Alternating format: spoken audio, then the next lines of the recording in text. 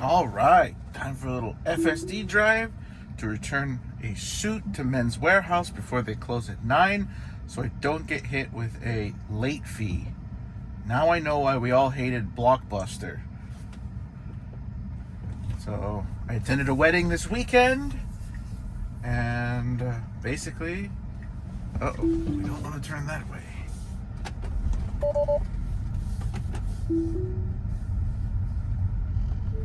We disengaged autopilot because the better play was to turn left out of the driveway than to go up the hill and have to make a U-turn or go around the cul-de-sac. Anyway, they gave you a very short window of time to return your suit. So in our case, the wedding was on Saturday. Men's Warehouse was closed for Easter yesterday. And I have to return it today. Or pay $20 plus. God knows how much, depending on what piece of garment. But I know that the main clothing is $20 per day. Now, I don't know how many suits go back, but this is a clever way of making money, because obviously they're not re-pushing these suits out. If they could give you maybe 72 or a bit longer to return the suits because people travel, whatnot. Anyway, obviously Netflix cannot shake up the suit rental market, and you're kind of hostage to the groom or bride or whoever set up this thing for you. So it's a very profitable business for either Men's Warehouse or these suit rental agencies. We're like $300 to rent a suit and shoes and everything. Because of course the groom also decided last minute that they wanted suits, so we got hit with the $40 expedite fee in there too. But yes, I'm in the wrong business. These suits are recycled about 40 times. I was asking the clerk there how many times the suits get used, and 40 times before they throw them away or they're unrepairable. Sometimes depending on the shoes, but yeah, 40 uses per garment, which is pretty good. Maybe a little bit less, but you do the 40 times the fee they charged and you get the gross, and then of course they have to let them out and let them in and alter and clean and all that jazz between uses. That's one thing, and polish. But I'm assuming they clear NVIDIA style margins, like 20-30% on these suits by the time they're done. I'm not sure they make that much money selling the suit, but they're definitely making money renting these suits to us. Anyway, I don't plan on giving them any more money. So we're using FSD, make it to the Men's Warehouse, not to pay a rental return fee. And I am old enough to remember Blockbuster and how much they sucked. And I remember watching on CNBC as a kid, and I told my parents, and I actually got it, Netflix stock when it IPO'd. I just wish I bought a lot more. I think it was like 18, 19 bucks when it IPO'd. It is $1,000 today. And they were laughing. Who is gonna buy this DVD mailing business? Mind you, I already had it. I was a teenager. I loved it. We'd get the DVDs, get 3 of them, and you'd watch the movies and throw them in the mail. And if we could run down to the little post office near the house, we could watch the DVDs, get them into the post office, and through the magic of the local distribution center for Netflix was close by. I think it was in Kent, Washington. If you could get it in there at the 4:30 cutoff, you get the DVD somehow the next day, because it would hit their warehouse and come back. They'd literally log it in, send it back, and then they do the self-sorting where the Netflix itself, to save on postage, was I think delivering them DVDs to the individual post offices in the morning. Obviously, when they were doing the DVD business, they obviously switched to streaming, and the rest is history. But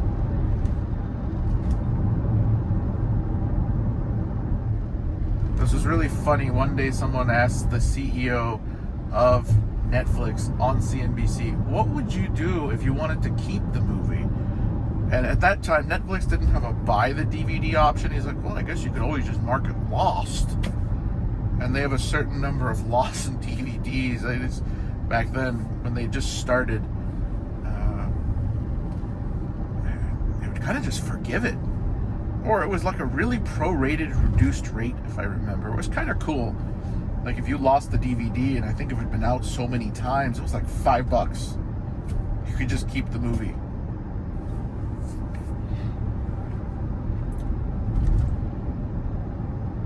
But yeah, this was probably when it was a private before IPO private. I mean, we're talking 2000 something.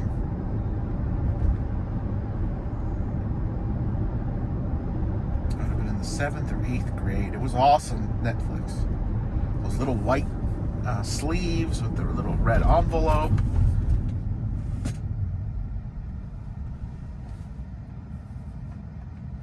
Before that was Blockbuster. You had to walk down the hill, go there, get yelled at. You didn't rewind it.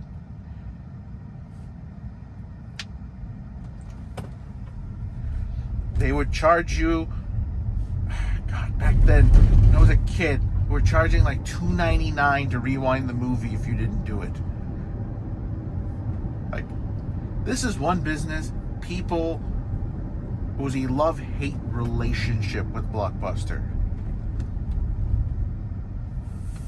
Like, they were making tons of money, and they didn't want to adapt their business model, and people literally hated them so bad that the second someone came along, they vanished off the face of the earth.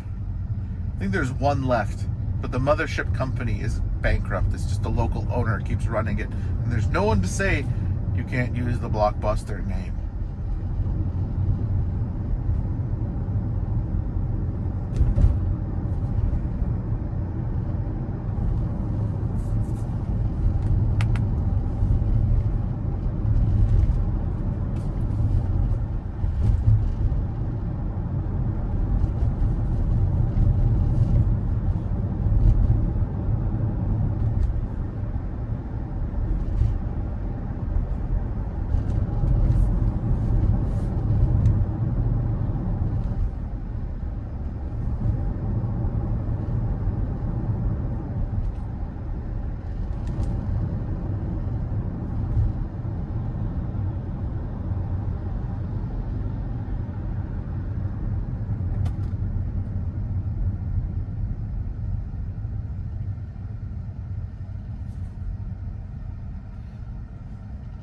But yeah, just in general, there's really no updates here. We're still sitting at 13.2.8.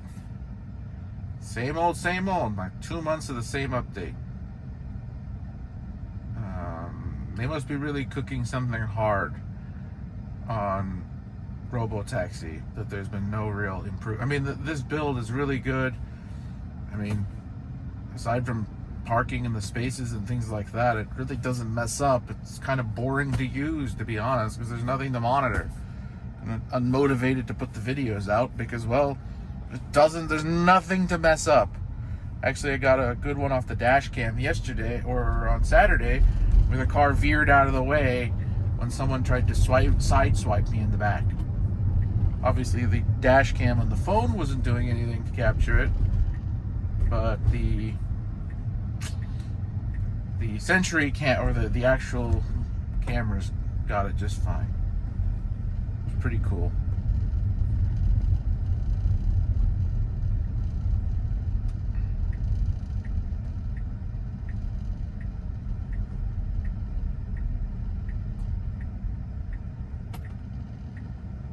Hey, cool.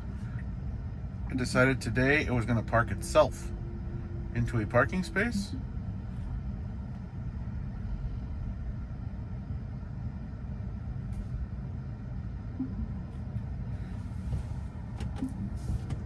And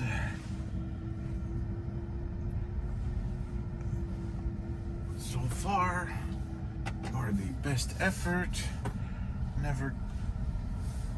If you know the lines are here, come on, FSD. Just park us like a good driver would.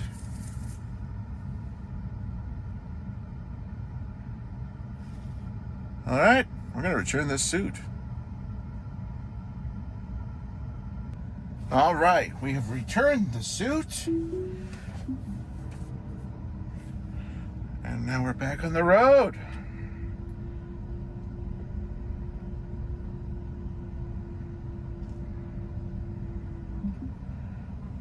This is going to be so cool when we go level 3. So there's no nag.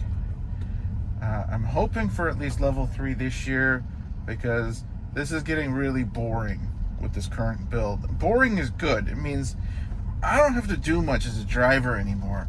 But to look out the window for hours on end and not be able to do anything and make a video, it's just like there is no anticipation to an error anymore. So you gotta listen to music or something and it's copyrighted, and I don't want to do that. So anyway, level 3 would be awesome because then I can dilly-dally in the car, hopefully on a freeway or something. I'll look out the window, not be nagged by the attention monitoring. Don't know how the regulations will work for that yet, but hopefully they will write some things that if you're in level 3 autonomy mode or whatever mode that it is now and the car is running FSD, you can just sit back, relax, and kind of enjoy the show. And the car will tell you if it needs to. I mean, you just have to be present and alert. I think that's the next step, which is level 3. You still have to be in the car, but you don't necessarily have to be paying attention anymore.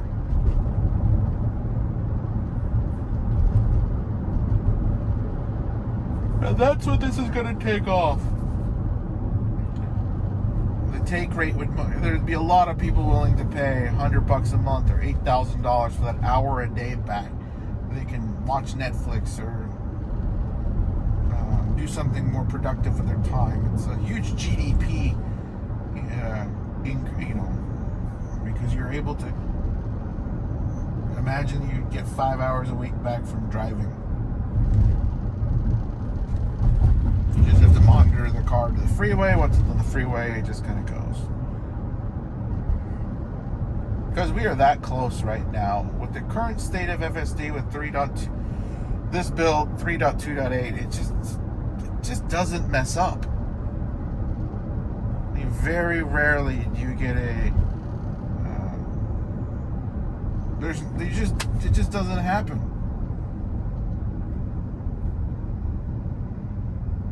I mean, a year ago this time, I got this car.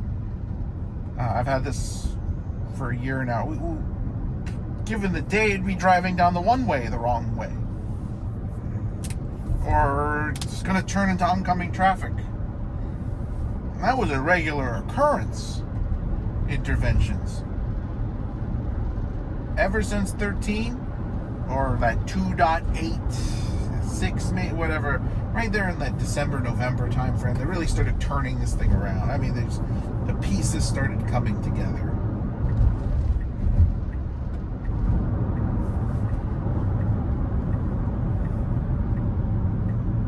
Why are we so keen on getting over here?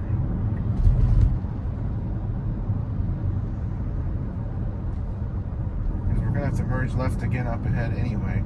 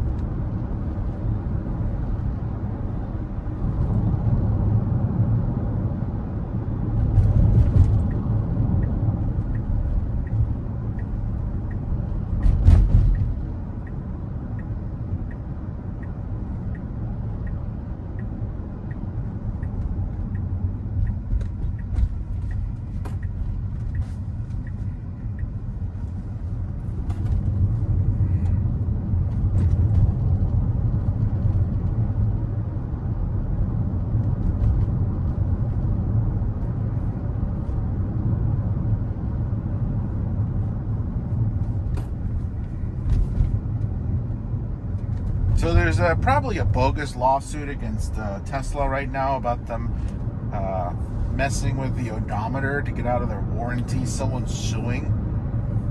But what's great about this is that means that for the people that post these videos on YouTube, that means the car isn't paying attention to actually how fast it's going to tabulate the miles. So this number right here, total BS in the court of law. So if anybody posts the videos online, they can be like, there's no calibration to this. Whether the lawsuit has merit or not, it greatly opens the door for this number to be regarded as bogus. Now, I don't know, I don't actually think Tesla's cheating on this number. I think someone's just trying to drive the stock price down or come up with some sort of BS as they normally do. But it makes headlines, it makes the news. Oh, will Tesla have to recall the cars or pay back billions of dollars in warranty claims? I don't know. But I think I would notice. I mean, if you're using GPS, it knows the miles. It's never been off by anything you would notice. If it's off by a few feet, who cares?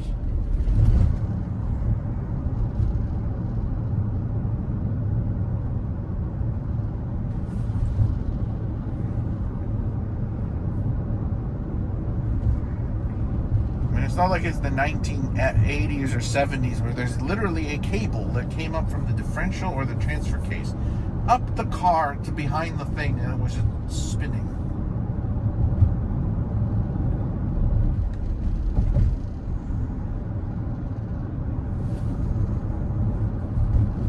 So yes, it has to use GPS and whatever metric, but if they say the car went 50,000 miles and then the warranty's void, did it really? And at some point, was it just de minimis in where it just doesn't matter? How many warranty claims that they were able to get out of? Because a hit like this, if they were trying to cheat now, we shall see. But I think it's pretty bogus. I don't think it's enough that we're not noticing it, because people would have obviously noticed this up until now.